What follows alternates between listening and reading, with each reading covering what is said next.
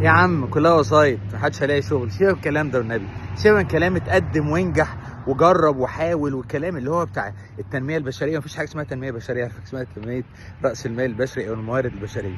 في ناس تقول لك كده على طول، كل حاجه لازم بالواسطه. مفيش بقى الكلام ده تقول لي تبني نفسك وتعمل وتسوي. لا، انا عايز اقول لك الحقيقه يا ابني ويا بنتي، انا راجل كبير في السن، استحملوني شويه. فالعمليه بكل بساطه كده، مفيش مكان هيشتغل بالوسايط بس. الوسايط هتجيب ناس كتيره جدا، ولازم في الاخر هيشتغل منهم كتير جدا كده منظر بس، وياخد فلوس وكل حاجه.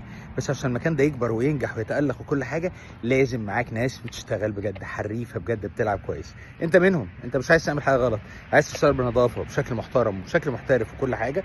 تخليك توصل وسط كل الوسايط اللي موجوده اللي هي جامده جدا جدا جدا، انك محترف بجد، عندك مهارات بجد، عندك شخصيه بجد، عندك صوره مرتبطه بيك، عندك اليه توصل رسالتك بكل الوسائل، عندك المهارات المطلوبه.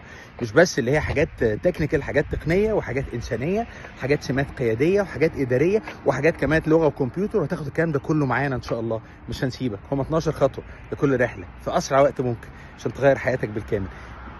ملعون ابو اي وصفه ولا اي حاجه، احنا هنشتغل بنظافه جدا وهنوصل ان شاء الله. ابدا من النهارده، انجح اكتر.